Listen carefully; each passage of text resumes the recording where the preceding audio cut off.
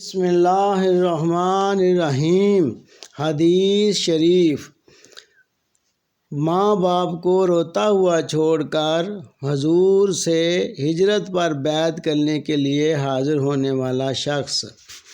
حضرت عبداللہ بن عمر رضی اللہ تعالیٰ عنہما بیان کرتے ہیں کہ ایک شخص رسول اللہ صلی اللہ علیہ وآلہ وسلم کی خدمت اقدس میں حاضر ہو کر عرض کرنے لگا، یا رسول اللہ، میں آپ سے ہجرت پر بیعت کی غرض سے حاضر ہوا ہوں، جب کہ میں اپنے ماں باپ کو روتا ہوا چھوڑ آیا ہوں۔